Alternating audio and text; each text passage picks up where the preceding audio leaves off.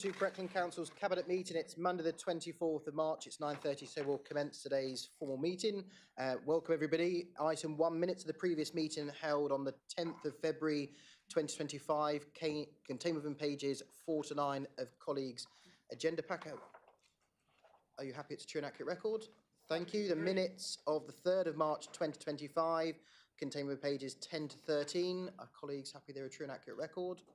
Thank you very much. Item 2, apologies for absence, Teresa. Thank you, Chairman. We have no apologies. Thank you. Lovely, thank you. Item 3, any urgent business? I'm not aware of any. Item 4, declarations of interest. If any member has any declarations they wish to make at any item, please make sure they do so prior to speaking or that item commencing.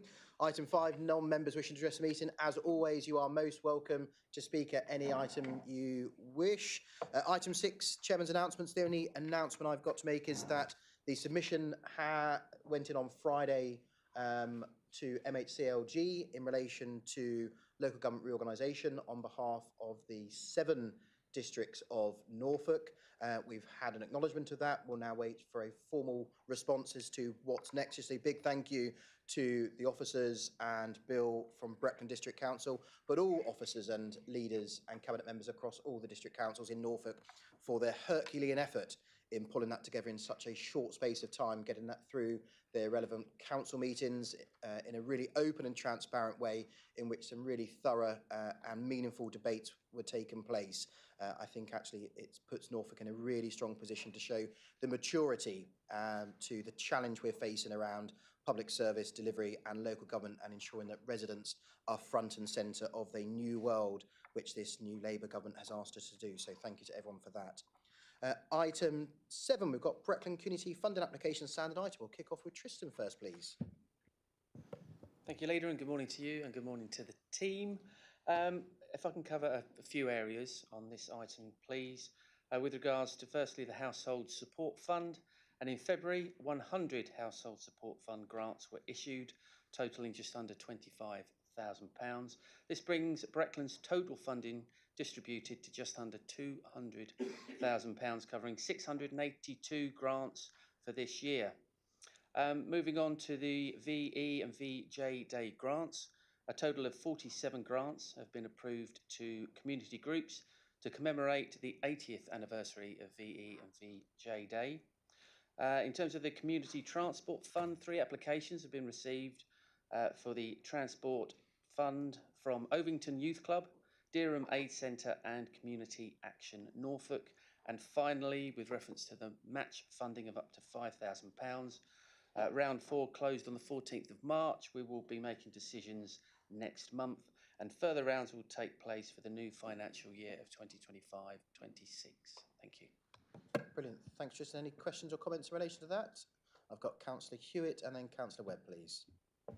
Thank you, Chair. And on behalf of a couple of the community organisations who successfully applied to grants from Breckland, covering a couple of those areas, can I thank you very much indeed and your team.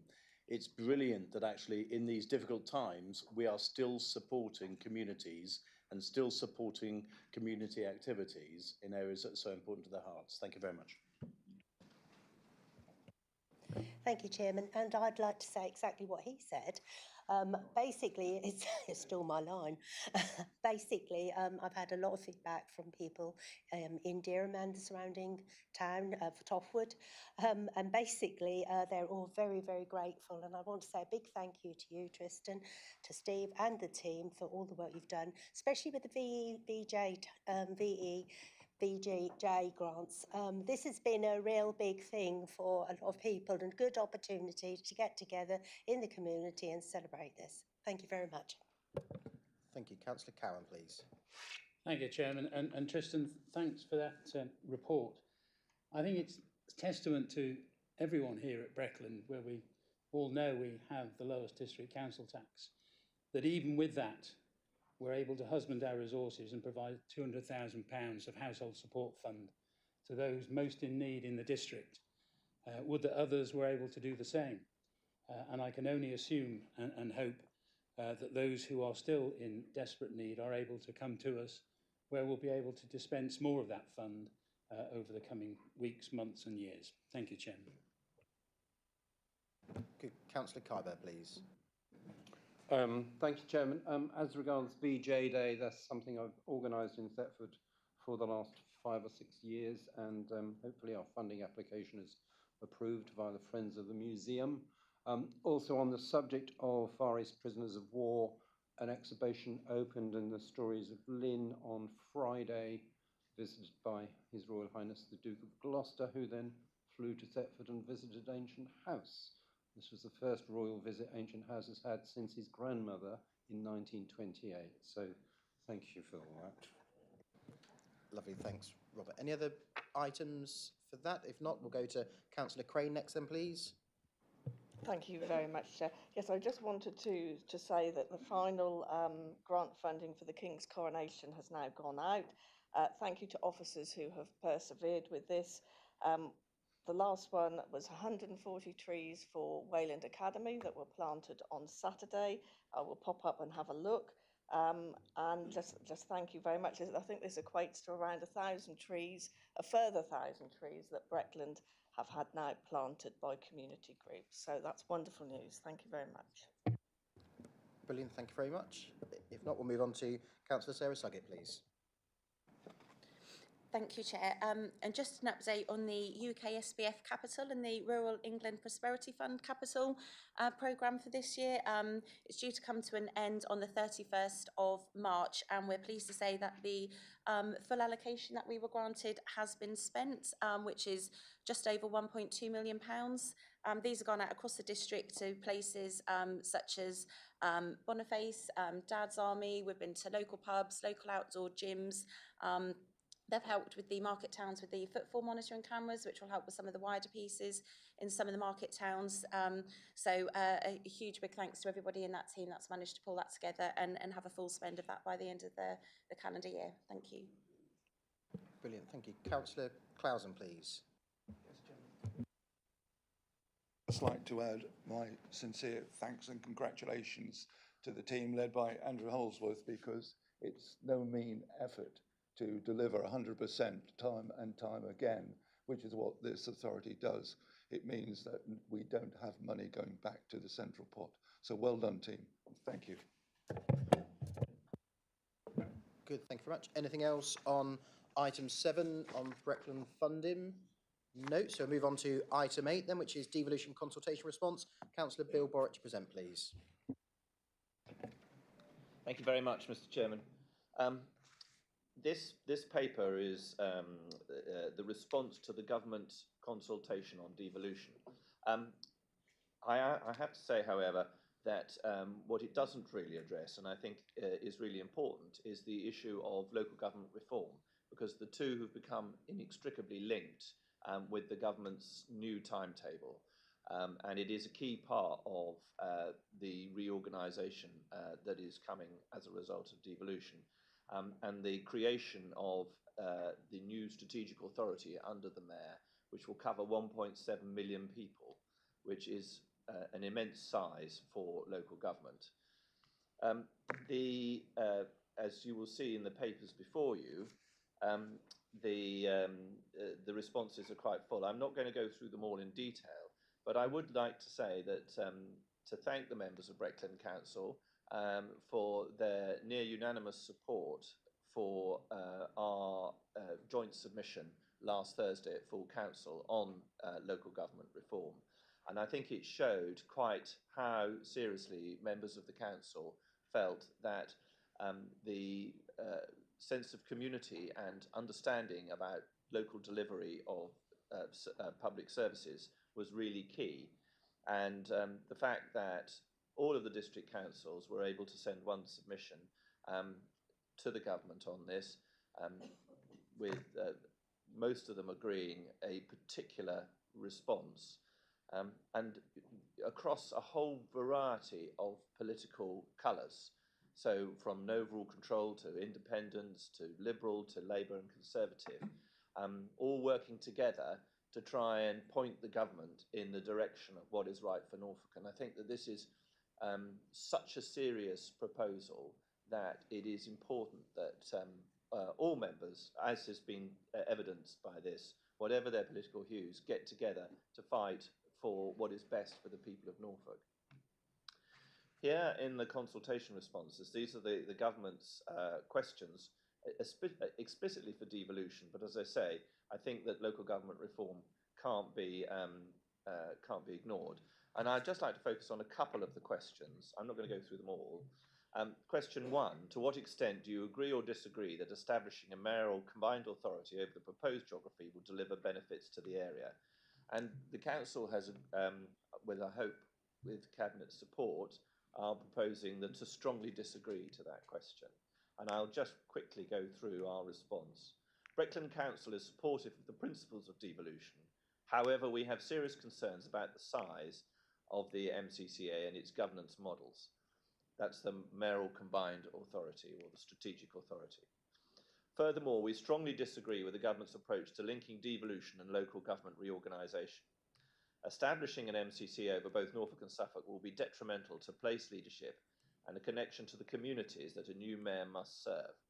Over 3,500 square miles and with a huge variety of settlements, it is inconceivable that a mayor will be able to provide place leadership for all of them, let alone tackle the challenges endemic to each. There is a risk that smaller settlements, the natural environment and the agricultural economy will be overlooked in favour of regional priorities. To mitigate this, we believe that in the interim period between the establishment of the MCCA and the LGR, as local government reform taking place, all the principal authorities in the area should have a voting seat on the MCCA board to represent local interests. And currently, none of the district councils are represented there. I would also like to take us to the last question, question 7.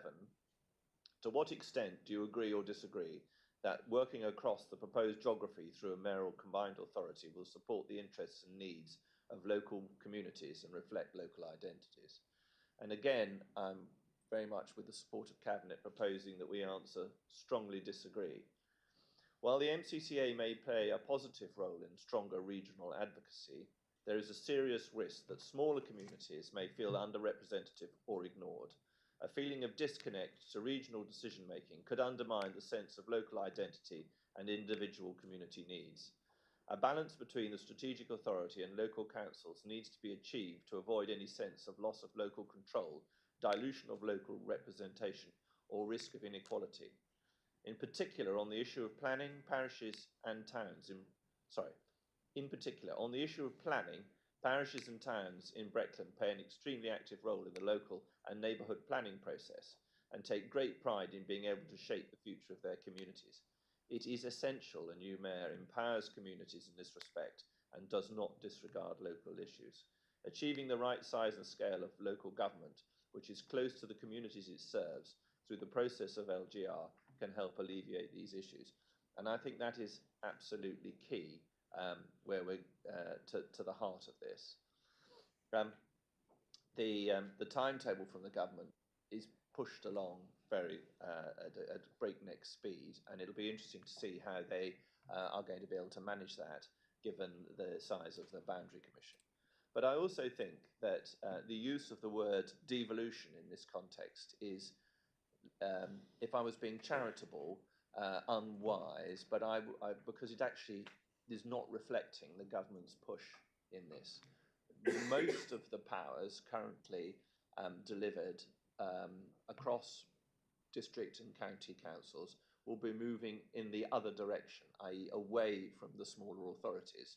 So some powers will be going from district level to county level, and some will be going from district level to the mayor, and I think strategic planning is one of those. So how it can be described as devolving power to closer to the people when actually the direction of travel is in the opposite direction is a huge surprise to me, and I am concerned about the word devolution. And even today, I see that there are proposals from the government to remove various powers from the local planning committees to decide planning applications, and again, it's going in the other direction. And I think that if the government actually meant devolution, we wouldn't see these proposals keep coming out of central government that will eroding the powers of district authorities, who are absolutely the ones closest to the communities they serve. So the recommendations are on, let me just find it, on page 14 of your papers. And the two recommendations are, one, that the Cabinet agrees to the proposed consultation responses outlined in Appendix A and confirms that these are to be submitted to Government as part of its consultation on devolution in Norfolk and Suffolk. And number two, that Cabinet delegates the authority of the Chief Executive in consultation with the Leader of the Council to finalise and submit Breckland Council's response to the consultation prior to the deadline of the 13th of April 2025. Thank you very much, Mr. Chairman. Lovely. Thanks, Bill. Any questions, comments in relation to that? I've got Councillor Hewitt, then Councillor Cowan, then Councillor Kyber, please. Thank you, Sam. And Bill, I think I agree with you absolutely that in terms of what we are currently facing, there is no devolution and there is no benefits to residents of Breckland. I was particularly disappointed last Thursday by those in the room who voted against the first recommendation that challenged the whole rationale of devolving and reorganising local delivery of a public services on ideological grounds without detailed investigation on geographies, local economies and local needs. It was frustrating beyond measure to see those people in the room voting on either national policy terms or just simply furthering their own self-interest without reference to Breckland residents, the Breckland residents that they represent. The one thing that I hope, as, when, if, but most likely when this goes through, is that those same people, when the bills land and council taxes rise, those same people will stand up and said, I did this. Blame me. Nobody else. I suspect not.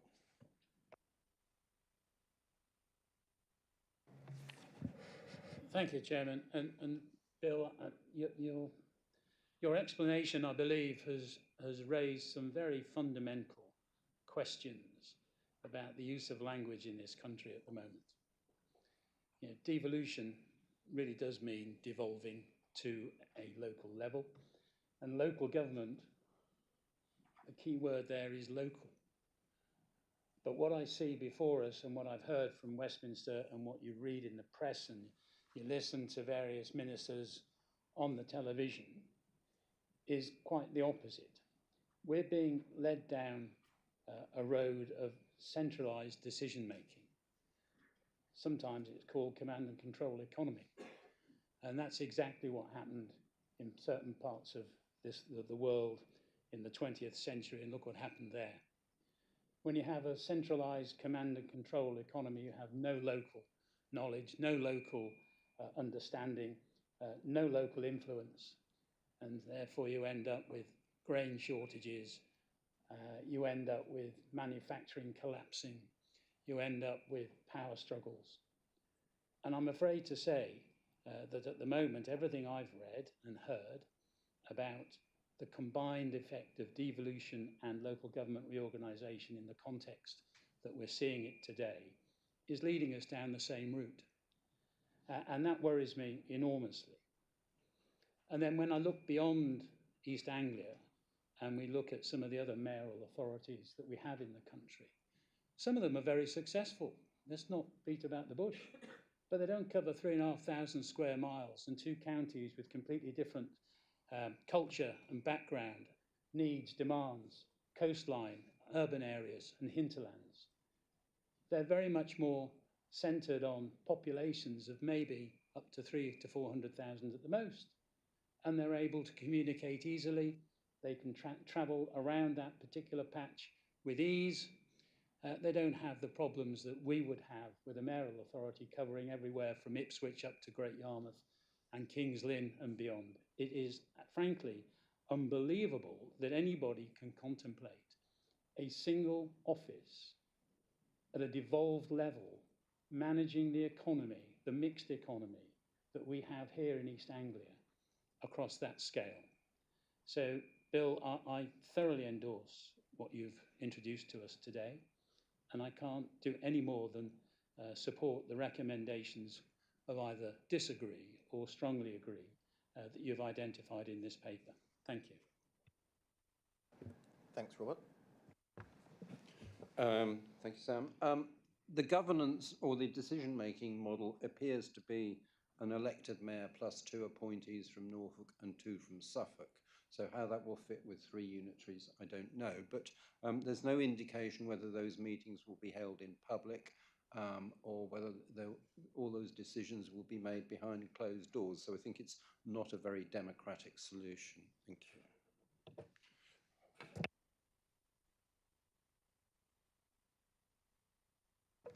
Yes, I wasn't sure if it was a question or not, but I'm very happy to pick up your comment, because the proposal is that both of those 2 representatives will be from Norfolk County Council, and there won't be anybody from. That's the initial proposals, but I do understand that once the mayor is elected, they can decide to have people who are not members of local government and just pick advisors. So, and there's nothing to stop the mayor changing the constitution. So there is a huge danger that it could become even less democratic than it even appears at the moment. Brilliant, thanks. Councillor Wilkinson? Yeah, thank you, Leader. I haven't really got a question, if you'll just indulge me. Just picking up on a point Councillor Borwick made about devolution. Like he just said, he's reminded us and put it in fact that it is moving away rather than to us. And at this time, and this last few months, the chairman of the National Association of Town and Parish Councils, which represent town and parishes across England and Wales, has been talking to the minister and about having powers devolved to town and parishes. Now, if he's listening to the chairman of the association, then it's a bit hypocritical of them saying what they are saying to you. So we honestly can't listen to what this government is saying. We've got to push our own plan through and hope they listen to us. Lovely. Thanks, Peter. Thanks, Bill. The only comments I've got, I'm sure like you and many others across this chamber, members or the public have been asking us around what does devolution mean for them. And I think the challenge goes back to Norfolk and Suffolk Local Enterprise Partnership was one of the most successful LEPs across the country, but actually we were one of only 2 locations which never was successful getting a local enterprise zone. There was no opportunity they saw for the development and growth support for both education, skills and employment within the district of Breckland. And the challenge for us when we, quite rightly, as you alluded to, move to a bigger geography, we're going to be competing with Norwich, Kings Lynn, Great Yarmouth, Ipswich, Bracedebbans, Felixstowe, Martlesham alone, to make sure that we're front and centre. And the item we're talking about next around UK SPF is to make sure that we are shovel ready on some of our schemes. But this will be a real challenge, particularly as Councillor Kybird alluded to, there'll be a democratic deficit on the transition period of when the new mayor is established in May 2026, that there'll be no district council representing that locality. And all the fantastic work we heard about earlier around UK SPF, community support will be missed. And that ability for us to have that hyper-local economic growth, business, employment, education support, which the district council does day in, day out, will be diluted and removed from us. So I think that your sentiments are quite right, that this isn't devolution, this is decentralisation and just moving funding pots to a new body rather than real meaningful devolution in which local place leaders have the opportunity to take their communities with them and get them to understand how they have the freedoms and flexibilities around local taxation at an appropriate level to get some fantastic schemes underway, to deal with some intrinsic challenges we have around infrastructure and alike within the county of Norfolk and into Suffolk. And I think the whole of the premise of the devolution offer has missed some great opportunities which it could have. But your sentiments are well made. So if there are no further questions in the 2 recommendations, Councillor Borwick's moved those recommendations. All those in favour? Thank you very much. That's agreed. So we'll move on to item 9 then, which is UK SPF 2526, and Councillor Paul Clousen to present, please. Yes, thank you, Chairman. So this is now concentrating on the here and now. So this report is about Breckland's proposed approach to UK Shared Prosperity Fund for the upcoming 25-26 period. So as many of you know, UKSPF is a government programme that provides local authorities like ours with funding to support initiatives that align with local priorities and contribute to the region's long-term growth and development. Looking back at the success of the previous UKSPF funding cycle, which concludes at the end of this month, we have seen substantial progress in Breckland. The 1.6 million invested in the 22 to 25 period played a pivotal role in unlocking around 3 million. That's 3 million in additional funding and investment. This funding has made an impact on businesses and residents across Breckland, from addressing skills gaps, localised business support activity, and improving well-being through the Inspiring Communities programme. As we look to the future, the Council has been allocated £530,458 for 25-26, and we've developed a proposed investment programme that builds on our past successes while remaining aligned to our broader strategic objectives. This year, we're focused on a more streamlined approach, targeting specific areas where we can maximise the impact of this funding, leverage external resources, and align with our key priorities, such as the continuation of the success of Inspiring Communities, the future Breckland programme, and the Breckland Skills Plan. Our approach is built around 4 main themes: inspiring communities, expanding successive initiatives, particularly in community safety and youth engagement. 2, thriving places, supporting the continued development of all of our towns and high streets, focusing on public realm enhancements and strategic business cases for larger projects. 3, support for business, targeting support to businesses, particularly in rural areas and high streets, to foster new innovation. And 4, employability. Now I've got the right page. Building on the success of the Boost programme and ensuring that our residents and businesses have the skills they need to thrive. This targeted approach will not only help address the current needs of our communities, but also provide a foundation for future growth. Working alongside our partners, we are confident that we can continue to make a real difference in people's lives, enhance local infrastructure, and help our businesses succeed. So, Chairman, the recommendation are 2. 1, that Cabinet agrees the proposed approach to utilising UK Shared Prosperity Fund in Breckland for 25-26, and that Cabinet delegates to the Executive Director, in consultation with the portfolio holder for economic development and growth, the administration, delivery and operation of the fund. Thank you. Lovely, thank you, Paul. Any questions, comments from colleagues? I've got Councillor Cowan, then Councillor Hewitt, please, and then Councillor Crane. Thank you, Chairman. And I just want to refer back to something you alluded to earlier in the previous item. We've long believed and I think understood that this council punches well above its weight in undertaking a range of services and offering delivery of good services and support to residents and businesses across the district. And we're very proud of that. And indeed, when you hear what my colleague Councillor Clausen has just indicated, the significant sums of money that this council has been able to draw down, not just from central government, but actually levering in significant additional funds in order to support those people in the district, is absolutely breathtaking. And here we are again being offered a smaller amount of money, acknowledged by central government for this last round, but we've already been able to identify how we can spend it. And I think that's the absolute crucial thing here, that this council is able to deliver, as we've often said, shovel-ready projects. Now, I was minded when I listened to the Minister for Transport this morning talking about potholes.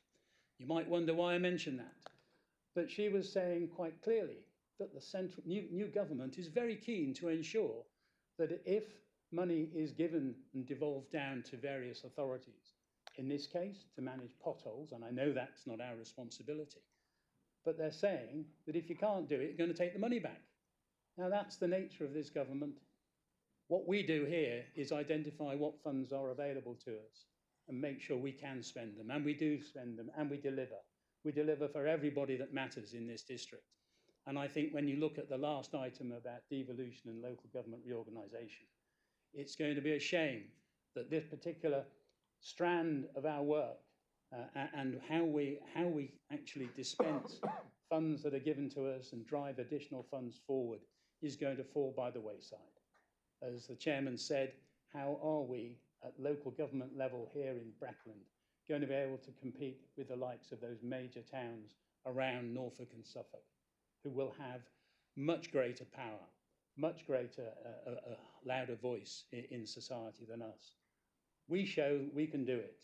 And I would urge everybody to think very long and hard about the previous item and about how we can deliver what we're being able to do here with this relatively small amount of capital and revenue. Well done, Paul. Thank you. Thank you, Sam. And in part, I'm echoing Councillor Karen's observations here. This feels to me like a very bittersweet moment.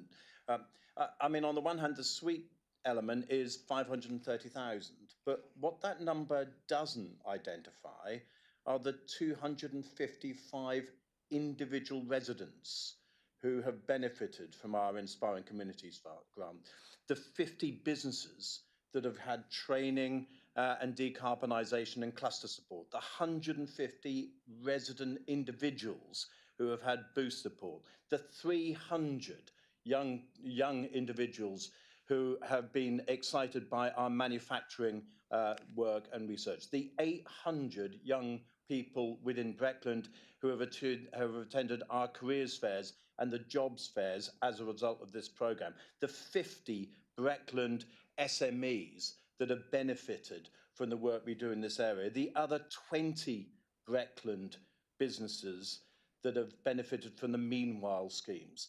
These are not numbers, these are people and these are businesses that are benefiting from us having a local say on what happens locally. And my frustration more than anything else, and again, echoing back, and perhaps a question really to Paul, how many of these will no longer continue to be capable of being supported once devolution happens, once LGR happens, once actually we're saying, over to you now, because we are not around to help you.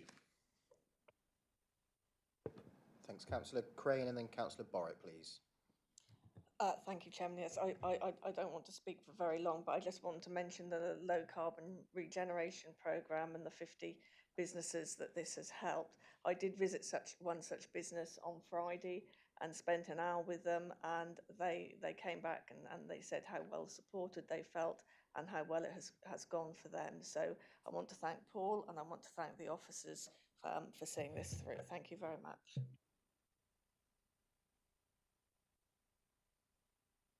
Thank you very much, Mr. Chairman. It's very much comments in a theme from other Cabinet colleagues. And I think this just goes to demonstrate, could central government want a better partner to deliver this? And I don't think they could have done.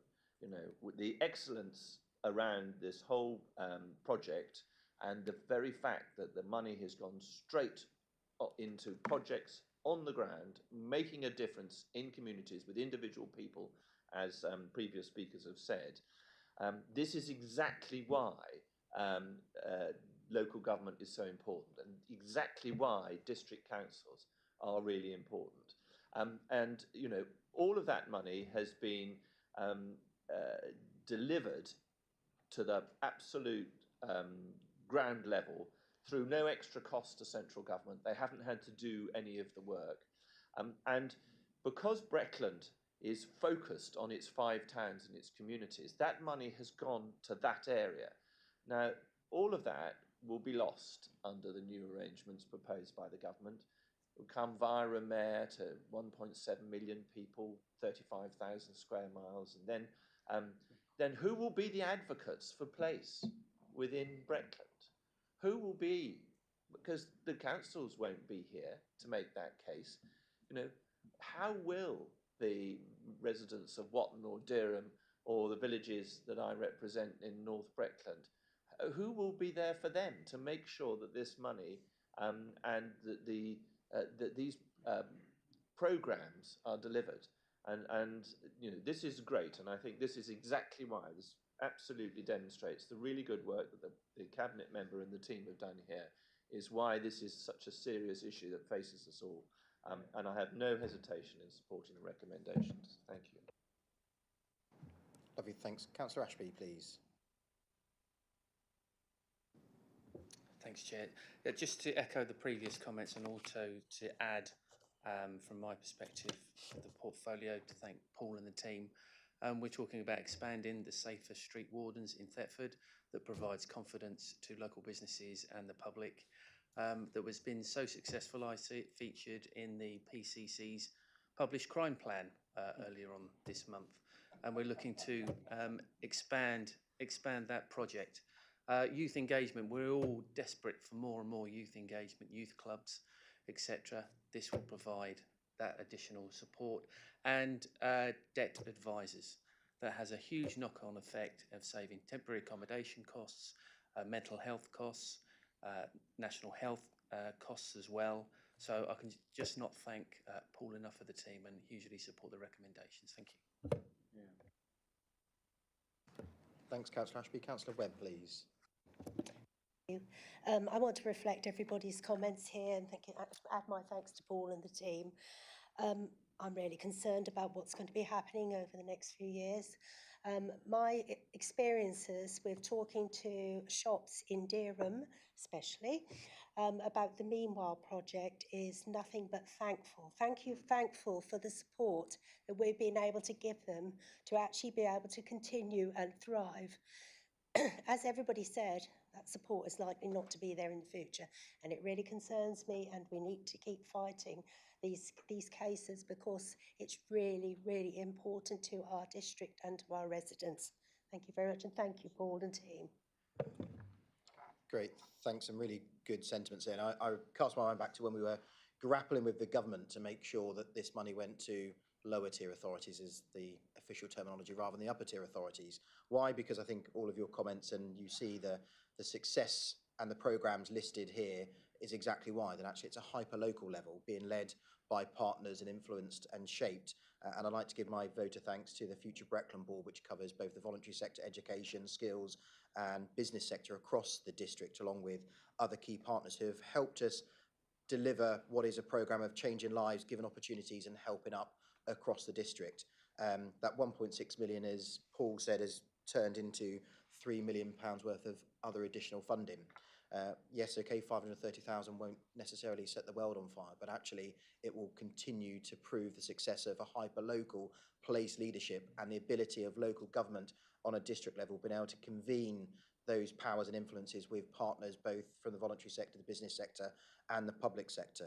The risk as we move forward will be that UK SPF, if the programme does continue, will move to the combined authority and that mayor, and they will decide where this £1 million worth is spent across both Norfolk and Suffolk, and I think that sadly will be at the back of the queue. So our challenge is to make sure that as we sadly have to metamorphosise into the new world, that actually we continue to evidence and prove the success of all of these programmes of activity, but more importantly get our business sector and our voluntary sector and other public bodies to make sure that their voice is heard loud and clear around how future spend of UK SPF, or whatever it may be called, in the new world, because of course it's not new money, it's just money moved from central government to a different type of body, will continue to shape the lives for the benefit of all Breckland residents. So a big thank you to the officers again, but more importantly to all of those who have worked with and actually when we put our money where our mouth was and asked them to stand shoulder to shoulder with us, they did.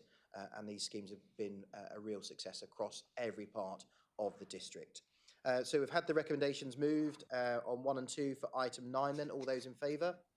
Thank you very much. That's unanimous and agreed. We'll move on to item 10, which is a Breckland local plan full updates, the call for sites. So colleagues will see there are 3 recommendations listed on pages 28 of colleagues' agenda pack. So following the agreement of the local plan update on the timetable on the 3rd of March, I now present the report detailing the next stage of the process, a fresh call for sites. The call for sites provides landowners, developers, individuals, parish and town councils and other interested parties the opportunity to suggest those sites for possible development or for protection as local green spaces as we move forward. Between April and May 2022, the Council undertook a formal call for sites consultation as part of our full update of the local plan. We received over 500 sites through this process. And as members will be aware, the mandatory housing requirement for Breckland has increased massively in December 2024 from 625 to 903 dwellings per year, an increase of 50%, a figure which has been imposed upon us by this government. Given this massive increase in housing numbers, it is necessary for us to go out for a further call for sites for housing land. As we did not receive any sufficient sites for gypsies and travellers, it is also necessary to include this in our call for sites request as we move forward. The changes to the National Planning Policy Framework were not limited to housing, and the ban on onshore wind was lifted in July 2024. In order to demonstrate that we're looking forward to a net zero future, that's forward as in into the future, not necessarily forward around building on agricultural site for green energy provision. We're looking to assess renewable energy as part of the local plan process. We're also looking to include renewable energy in this call for sites process. This call for sites is required to ensure that we have looked at all available options for housing land, gypsy traveller sites and renewable energy, and to assess them to ensure they are deliverable within the right locations across the district. Stand fast those areas which sit inside our purview and our influence and won't be decided by the Secretary of State for National Infrastructure or National Housing Sites. These sites submitted under the call for sites will remain under consideration. It is important for the Council to have a sound local plan to give our communities the confidence that we can deliver the growth that is required for us to set into the future around our place shaping and where we think growth should be. This government has mandated this housing target, and this will create real challenges, but we want to ensure that we continue this bottom-up approach and work with all of our communities to understand where those needs, challenges are, but also those opportunities to deliver the homes for the future for our children and our grandchildren. And I move the recommendations. And I'm happy to take questions or comments on this item, please. I've got Councillor Bowes to start, please. Thank you, Chairman. Given the situation this council finds itself in regarding its 5-year land supply, what incentives, if any, is central government policy giving to encourage landowners to put forward land for gypsy and traveller sites? And ultimately, as we head towards LGR, will those sites be privately or local authority owned and managed? Thank you. Brilliant. We'll take a bit of a cluster of three, if that's okay. So I've got the first one. I've got Councillor Borrett, please, and Councillor Kybird. Thank you very much. Many of our residents will be confused about why this is happening again so quickly after we have gone through a very similar process. And I think it's important to say that we are here because of the government's new direction. And this is not Breckland's call for sites, this is the government's call for sites, because they have changed the way or the numbers that they want to see Breckland delivering. They have said that we're going to have a new housing target that's been imposed upon us without any consultation, vastly increasing the number of houses that they expect to be delivered over the term of the local plan. So we have had no choice but to come back out and renew this call for sites. And I, when talking to residents, I think it's really important to say that, this is not something that we at Breckland have supported. This new target from the government is something that we've resisted, but unfortunately we do not have the powers to be able to say that it is not acceptable to increase the number of houses that we need to deliver by 30 or 40% per year over the course of the plan. So I do understand the frustration amongst residents who are faced with this, but we have no choice to get on with it. And what we can do is try and shape it for the best. And I'd urge everybody to engage with the process. But it is absolutely the government's programme. This is, and not Breckland's. And I think that needs to be understood by everybody. Thank you. Thank you, Sam. As regards section 4 on renewable energy, perhaps the questionnaire should include questions as regard to how the proposal will grid connect, because there are 5 to 15-year waiting lists for grid connections. Also a question as to what class of agricultural land is going to be displaced by that particular site. And the third question is, does that call for sites include sites that meet the nationally significant infrastructure targets. Good. Thanks for that, Robert. So I'm going to refer to our Director for Planning in relation to Gypsy Travellers and 5-year housing and supply from Councillor Bowes. In relation to the questions for renewable energy, connection to the grid and agricultural land, I've got no issue with those being added as supplementary questions. Thank you for, I think it's a really valid point and important. In relation to the infrastructure piece, I'll also hospital pass that to Simon to make sure we get the technical answer, just in case anybody is listening and refers back to my incorrect response. So, Simon.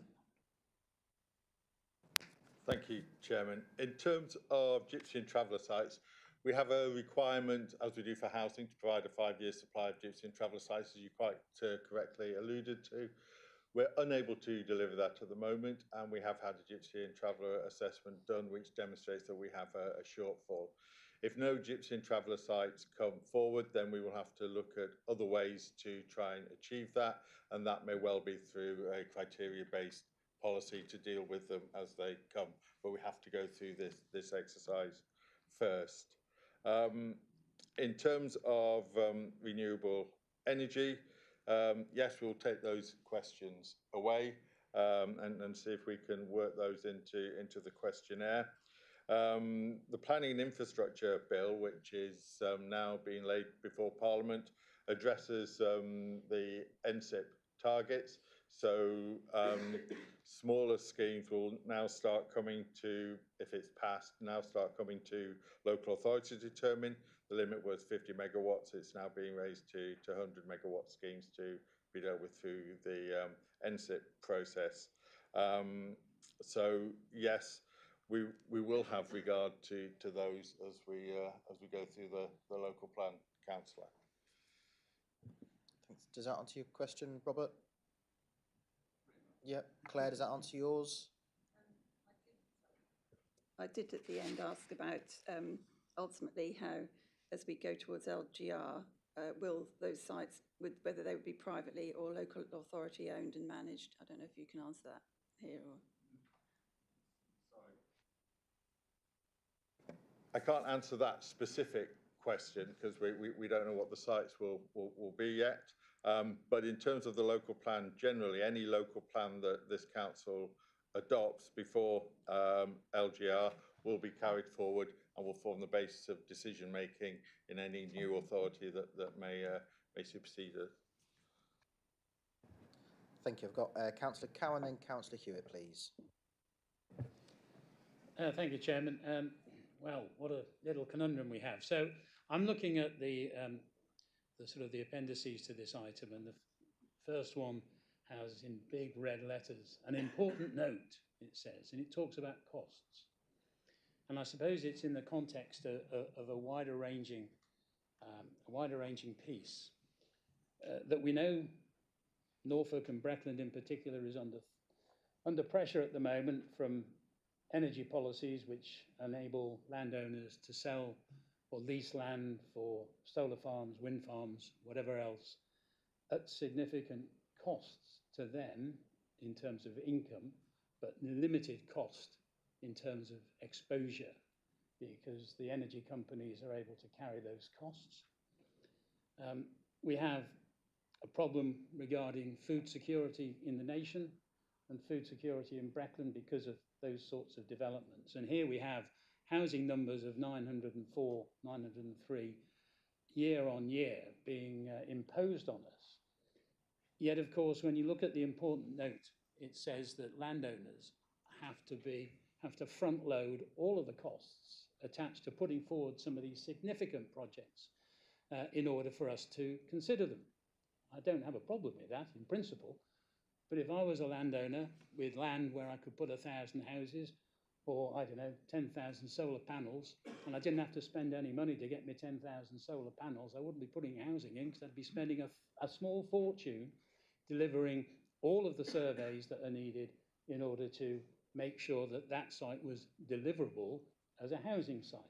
So I can see we have a real conundrum here, we're going to lose such huge swathes of potential agricultural land in an area of the country which provides significant amounts of food security for the country, at the same time as not being able to deliver our housing numbers because the energy companies are out there going to be able to pay through the nose for land and put these sites in place.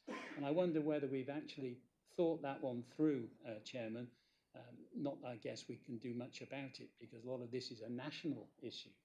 But I really do think it's something that, as again, back to this local issue, we here in Breckland are very conscious of. And our residents, as Councillor Borrett has alluded to already, are concerned that we're going through the same process time and time and time again. And it seems that it's us as the council who are doing it, and we very well know it is not us as the council. These are mandated figures. So if we take that scenario to its ultimate, and we find we don't have the large sites sufficient to deliver the housing numbers, where are those housing numbers going to be imposed on us? By whom and when? Thank you. Lovely, thank you. Councillor Hewitt, please. Thank you, Sam. I just wanted to relay in this context a conversation that I had with a couple of community residents that I represent. And their comment was very easy.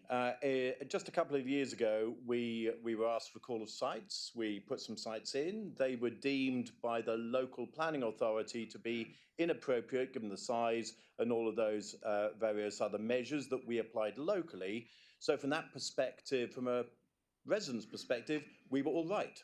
There wasn't going to be any more sites imposed upon us. But it strikes me that with the current mandated target, they are not going to be all right. In fact, nobody is going to be all right because everything that has gone before is now going to be up for new conversation, new imposed targets, new mandated targets from which no one is immune.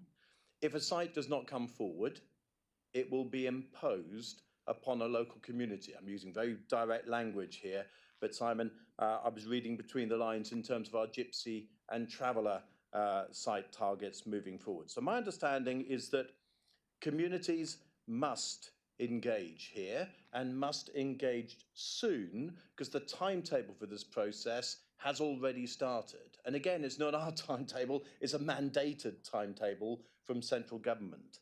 Whether a community is supportive of growth or not, the debate has to be less around do I want houses, but where can houses go?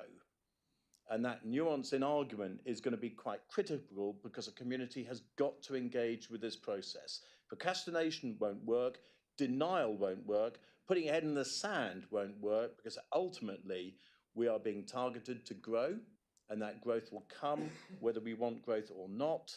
And if we don't know where we want to grow, that growth will be imposed whether we want it or not. Lovely, thanks, Paul. So just trying to work backwards, and I'll ask Simon just to fill in any gaps. The challenge is going to be vast. So the piece of work which myself and the local plan working group have asked officers to do is to get all of our parish councils into this space over these coming weeks and months to give them an understanding of where those call for sites are beginning to come forward with, and ask them to help us shape where those houses, employment sites, open spaces should go. Mindful that will be a challenge because some quite rightly don't want to see houses in their community because it will be adversely impactful to the vernacular of some of our villages, but more importantly add greater challenges to infrastructure to our current 5 market towns. But the challenge is the challenge, and we have to deliver a sound plan and present that to the inspector to show him or her that it is a plan which can be delivered. And that challenge will sit to us to achieve that. And the call for sites we will have to work through the methodology as to what sites we can bring forward. You'll see, I think, sadly, more growth of large numbers in all of our rural communities, and they will happen at pace. And they will probably be the ones which are front-loaded, because, of course, year on year, we have to present our housing delivery and our housing trajectory compared to our market towns. Our market towns have big challenges. And if we take Dereham alone, around transport and the ability to walk, cycle or drive your car, will be exacerbated even further with vast numbers of housing. So we have to make sure that we are not placing growth within existing communities, which will just be a further challenge for those residents which are living there. This is not our doing, and our methodology and our housing number was vastly lower than this, and that was done on a sound evidence basis to what our growth trajectory was going to be for our community over these next 15 to 20 years. So as Councillor Borat said, let's make sure that the community understands where this number sits, but we have a level of maturity as elected representatives that government has instructed us, and it's now our responsibility to make sure that our communities work with us to deliver these houses across the whole of our locality. In relation to if our housing numbers are missed, our plan will not be sound. And the risk is, if we don't have a sound plan, that the Secretary of State will then impose a plan upon us and remove us as elected representatives from that process. I think there are other people at the front of the queue who don't have a local plan, who currently have the inspectors and MHCLG all over them. But the risk is, if you do not have a mature approach to this, that someone within Whitehall or Bristol decides what your local plan is going to be without any input from your local community. So I think your sentiments, Paul, is that this is the cry to everybody across the district to not sit there on your laurels and bury your head in the sands, to please engage with your local district councillor, please engage with your local residents association or parish or town councils to make sure that everybody has their voice heard, because we need to make sure that we have the homes in the right places, those employment and business sites in the right places, and we are protecting green and open spaces where it's appropriate to do so. Simon, anything I've missed? Nope. No, thank you. So, Councillor Plummer, please. Thank you, Leader. It probably surprised you I didn't have a comment on devolution or anything like that, because most of my comments would not be printable, and I'd probably be deselected as a district councillor if I told you exactly what I thought about devolution. I think this plan and numbers is the death knell of what's going to happen once we have devolution. Everything will be forced down from government onto us. I have a question for Simon. I do understand, I might be wrong, I can be corrected if you like, that if we don't have enough sites, we can compulsory purchase sites to build on. I think this is the government's way of making sure there will be enough sites. So I'm not sure if I'm correct or not, but can you correct me, Simon, please? We do have the ability, if we think that there are genuine reasons around regeneration or delivery of housing, to CPO sites, but I don't think it's a route we really want to be going down. Councillor Crane, please. Thank you very much, Chairman. A question for you or for Simon can perhaps clarify. Many of us have got villages that do have a neighbourhood plan. In this call for site process, there may well be land come forward that isn't in the neighbourhood plans of these villages and towns. How will that be addressed, and are they protected in any way? So our principle is that neighbourhood plans are still a really sound and important document for any community to engage in that process, and we would encourage anybody who hasn't yet commenced, if they're interested, please do get in contact with the planning policy team so we can talk them through them. As we move forward, and I'm looking to Simon, neighbourhood plans will have consideration, but of course this is a new process we were going through. So in the hierarchy of weighting, the local plan process and the call for sites sits above the neighbourhood plan itself. But when a neighbourhood plan comes for renewal, we would encourage those neighbourhood plans to look at further growth sites which are across any call for sites which are adopted when we get to the Reg 19 process and then become the sound, substantive document for the local plan, so that they're beginning to build in what that community should look like as it moves forward into the future. No, the only thing I would add to that, Chairman, is that the up-to-date neighbourhood plans, even in the absence of 5-year housing land supply, can carry significant weight still as well. But I would endorse what the leader said. Super. Anybody else? If not, you've got those 3 recommendations. All those in agreement? Thank you very much. So we'll move on to item 11 then, which is the Dereham Conservation Area Appraisal and Shopfront Design Guide. Councillor Sarah Suggett to present, please. Thank you.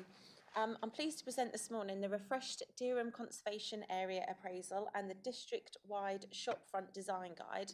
Our ask today is to seek Cabinet's approval to commence public consultation on the two documents. The Dereham Conservation Area was last reviewed in 1974, and this update is essential to reflect changes in the town's built environment, historical significance and conservation needs. This appraisal follows similar successful initiatives completed in Thetford and Swaffham, and it is also identified deliverable within the Dereham Town Delivery Plan and the Future Breckland programme. The Conservation Area Appraisal provides an updated analysis of the special characteristics of the Dereham Conservation Area, which outlines strengths, issues and recommendations to preserve and enhance the area. The appraisal has been informed by the community engagement, ensuring it aligns with local views and Historic England's latest guidelines. The Shopfront Design Guide has been developed for the whole district.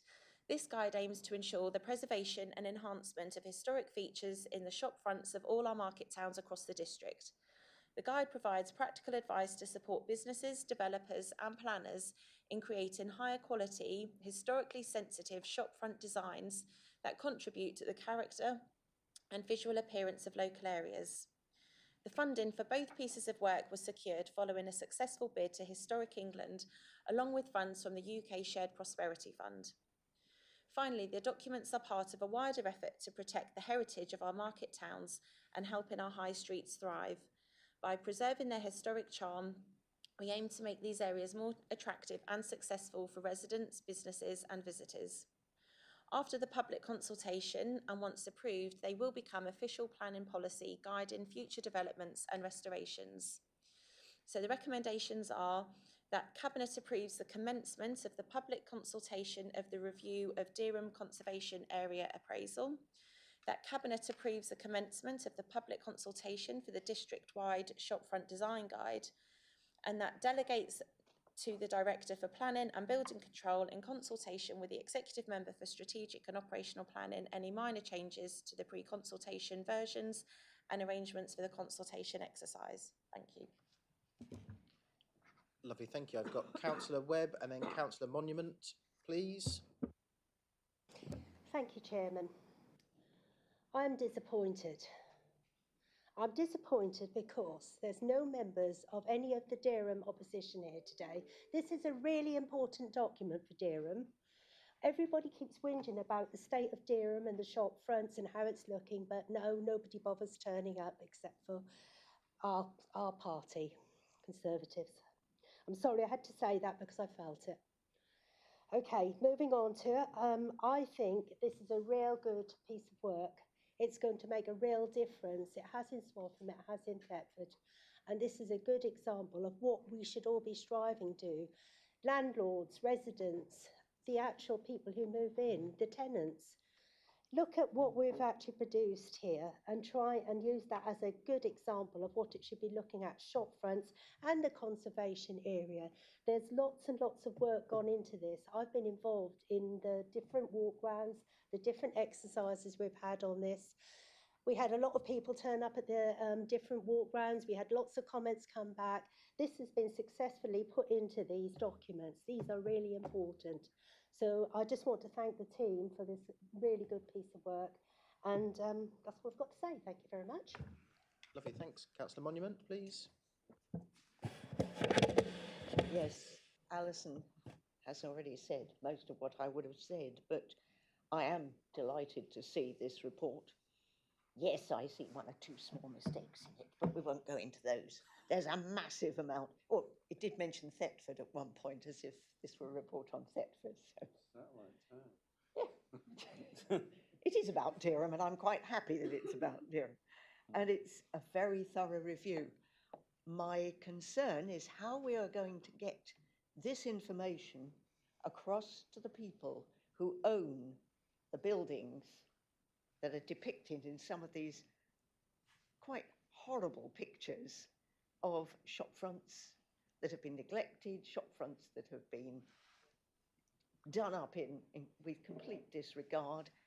How can we get them to put the money into changing what they think is good advertising, I presume, I can't think of another reason for doing what most of these have done, and get them to repair the windows above their shop fronts as well.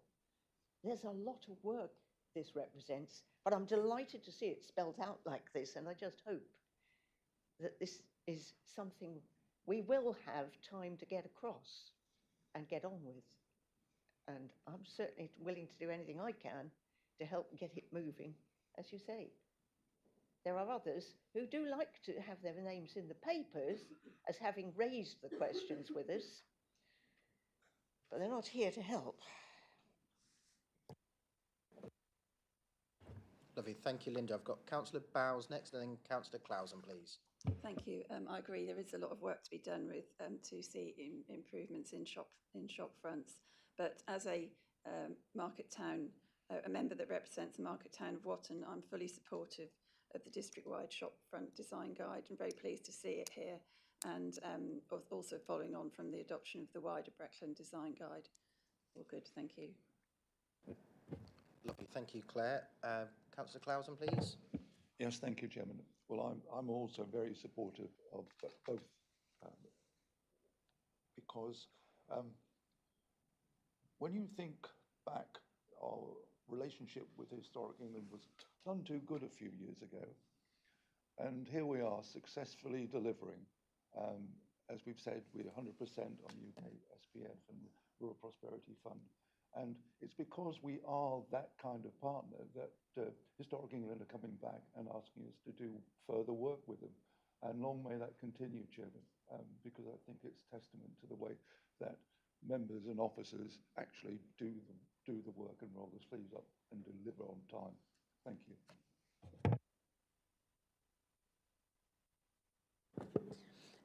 Just to come back to some of the points that you raised, Linda, I think Simon and I went out to Durham Town Council a couple of weeks ago. Thank you for the invite for that. And I think it came across that there is a bit of frustration around some of what the shop fronts look like, the feel of the town. I think, like Paul's just said, there's been some really good work done in some of our market towns, and it's nice to see those relationships now being able to spread across to some of the other ones. I think this has been a really good thing to sort of trigger some of the conversation. It doesn't just sit with an individual or one just person. It's not Simon's planning team or enforcement team, but equally Andrew's team do a lot of good work going around to businesses, signpointing people in the right direction as to where various different grants, even if they don't come through us, but places where we can direct people to. And it isn't just, anybody can have those conversations. The town councils, community groups, next door neighbours can knock on each other's doors to just have that conversation around whether or not trees might be overcrowding, bushes might be in the way, a window might need looking at, those sorts of things. They don't just sit with us as a local authority, but if we can help facilitate that in any ways, then absolutely we will. I think like Claire's work in some of the general design guide before this one, it's a really important planning document. It sets the scene, it shows the sort of stuff that we would like to see across the district, and to see it branching out into the shop fronts, I think is really helpful and really important. So I'd urge anybody to encourage anybody to participate in the consultations, and then help to promote the work after it's been done. Thank you, Chair. Maybe thanks. Councillor Hewitt, please. Thank you, Sam. And just echoing a couple of people in this room, this is a really significant and really important initiative that protects the environment and through that the well-being of the community who live within Durham. I hope the town council will be on board. I hope the local community will be on board, because it's important that this is seen as a partnership and not as something that is being imposed, but it's something that will benefit everyone, and therefore everyone should have a say. Councillor Monument talked about her concerns. My concerns actually is that we remain talking directly to the partners with whom this initiative needs to be said and clarified, and not end up shouting through the press or through trolls on social media that's saying, once again, this is something that we don't want, and so on and so forth. We've got to get it right. We've seen examples of things getting right in the past, and I just think this is a great opportunity which should be seen as a great opportunity, and as such, I fully recommend endorsing the recommendations presented. Thanks, Paul. Any other questions, comments in relation to this item? If not, we've had those recommendations moved 1 to 3 on page 80. All those in favour, support? Thank you very much. That's unanimous. Move on to item 12, which is High Street rental auctions. Councillor Paul Clousen to present, please. Yes, thank you very much, Chairman. So today I'm pleased to present to you a report which is seeking Cabinet approval to adopt high street rental auction powers as part of a wider set of support available to local high streets. Nationally, vacancy rates have been rising, exacerbated by economic factors and changing consumer habits. This issue is something we feel as vacant buildings not only diminish the vibrancy of our high streets, but can also impact local businesses and the broader community. To help address this, legislation allowing high street rental auctions has been introduced, giving local authorities the power to require landlords to rent out properties that have been continuously vacant for 12 months. We recognise that this legislation is new and its application will take time to refine. However, we believe it offers a valuable tool in our broader efforts to support and revitalise our high streets.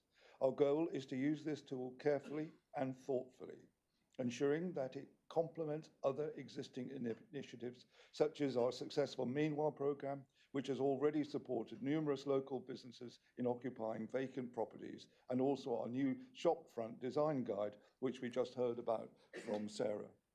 In this report, we outline our approach to implementing the HSRA in Breckland, taking into account the practicalities, challenges, and risks involved. Ultimately, this new power will allow us to be more responsive to the needs of our high streets, ensuring that vacant properties are filled with businesses or community groups that add value to our local economy and social fabric. So, Chairman, the two recommendations are: one, that Cabinet approves the development, consultation on and implementation of a high street rental auction programme within the district as set out in this report, and that delegated authority be given to the Executive Director in conjunction with the Portfolio Holder for Economic Development and Growth, the development and implementation of the scheme. Thank you, Chairman. Brilliant. Thank you very much. Paul, any questions, comments in relation to this? I've got Councillor Hewitt, please. Thank you, Chair. Thank you, Paul. I have absolutely no doubt that this is the stick that we need when the carrot simply does not work. I do believe, and I think it's very clear from this is a last resort. It's never going to be a first call. And as you rightly say, there may well be some challenges as the legislation beds down in terms of what is and isn't available and what we can and cannot do. But for me, if a landlord continually fails to put their shop in order, if a landlord continually resists fair and equitable reasons to try and improve the vision, the view, the vista of their high street premises, we can, and I believe we should, step in order to protect and enhance the high streets that are so valuable to our local communities. Fully endorse it, Chair. Brilliant. Thanks, Paul. Any other questions, comments? Councillor Khyber, please. Thank you, Sam. It's not entirely clear from here, if you go through this auction process, what the time duration of tenancy will be. Is it a sort of 1 year, 5 year? You know, is it legally binding for what period of time? So once it goes to auction, how long is the auction tenancy permitted to be for? Yeah, I'll look to Claire if she knows the detailed answer to that, please. Thank you, Chairman. Yes, there is a minimum tenancy. I believe it's between 2 and 5 years, but I'd need to check that and come back to you on that. So do you have a supplementary question for that, Robert?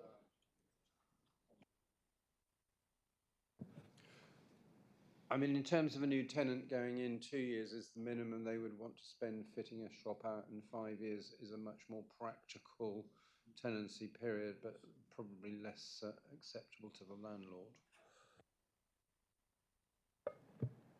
Any other questions or comments? No, so what's next going to look like for this? So obviously Cabinet's going to agree it, hopefully, today. I can't... give that assurance. But if they are to, what would happen next as far as partners, town and parish councils are concerned, the public? What would be our next couple of steps? Yes, of course. So the first steps will be consulting on the designated high street. So that will be a piece of consultation work with the public, publishing it on our website with members, parish councils to check that those designated high streets are the ones that we want to use. And then we'll go into starting the process, the programme. How do we look to proactively start to engage with our landlords on this process? Great stuff. And are there any tools we can ask other public bodies such as town or parish councils to begin to support us with? Because obviously they'll have a much better understanding of their locality and their intelligence. Is there anything they can do to help facilitate nudging those landlords along? Because I think Councillor Hewitt and Councillor Clausen's point is well made that this doesn't sit with us solely. This is a complete partnership approach. Absolutely, and that local knowledge is going to be absolutely key. So yes, for town and parish councils, please do tell us, keep us informed of those vacant high street properties. We're also doing a walk around and making sure we're aware of them as well, but also keep in touch with those landlords and encourage them to get in touch with us if they need some support. Lovely, thank you very much. If there are no further questions, Councillor Bambridge. Thank you, Chairman. Just a query whilst we're looking at this. I see from the maps that you have of designated high streets at the end of this, some of them are fairly small areas involving just one or two buildings. How small can we actually take it down to in our villages? I mean, we have villages with a single shop, which may or may not fall into this category. Can I designate that a high street and bring it to you for consideration, for instance? Thank you. So with what we've done at the moment, we've selected what we believe are the substantial villages around other than the market towns. I think it's really important that we include those. There are people that cannot always get to shops and places like that are in the bigger towns. If you would like us to consider another village, that's absolutely fine. Please put that forward. They generally have been the ones that have got at least 4 in an area on a high street that we've used at the moment, but we're really welcome to any of those. Other local authorities who are starting piloting this have generally stuck to the town. So we believe we are pushing the boundaries a little bit on this, doing to the villages, but we believe that's right at the moment. So we can always add to that list if we feel that's something we want to do. Thanks. Councillor Bowers, please. Thank you. Do you have any idea of what the risk to the council is should landlords appeal, and what the what costs that might incur? Thank you. In all honesty, I don't know of a cost. It could certainly extend the timescale that some of these things will take. That is a certain that that will extend the time that it will take to get through that process. But we will seek legal advice to get us through any process. And I think just to respond to that, Councillor Bowers, this is the last resort. And if I take Watton as an example, I would have hoped that Watton Town Council would have written to those landlords. We would have written to those landlords and to have a really good understanding as to what those challenges are, why they can't find a tenant, what's their current investment model looking like. And actually, if they just haven't got the capacity, actually, what can we do as the town council and the district council to find a tenant for them without having to go through this formal process? Is there a negotiation around managing expectations that actually they've got someone managing their portfolio and their rental per square footage is completely out of kilter for the likes of Watton, and they're looking at high street rental auctions in comparison to Newmarket or Cambridge as an example, and given that intelligence, say actually across the high street it's £10 a square foot and you're asking 15, and therefore you are never going to find a tenant for your asset. So there's a lot of work we can do in that process ahead of. But I think what we have to do when we do get to the position of a rental auction from MHCLG's perspective is evidence everything we've done in advance to pull all those levers we have in our influence and power before we get to pressing a button around high street auctions. So yeah, I think there's some further work to do. Final ask to Paul and to Claire. Obviously, we're going to be encouraging our town and parish councils to do some of this heavy lifting with us. Is there a draft text we can provide them, which our legal beagles have done, just to say this is the type of letter and framework you may wish to be writing to those businesses on your high streets now, to save us having to do it. But by all means, please copy us in so that we're aware you've made that direct communication. Is that something we can do to expedite the process and make sure that they understand their influence as a elected body as well? And if this is approved, it will be done. Brilliant, super stuff. If there's no other further questions or comments, we've got those two recommendations on item 12 on page 86. All those in favour? Thank you very much. That's agreed. That now brings us to a close on all the substantive items. Item 13 is the date of the next meeting will be on the 6th of May 2025 here at 9:30.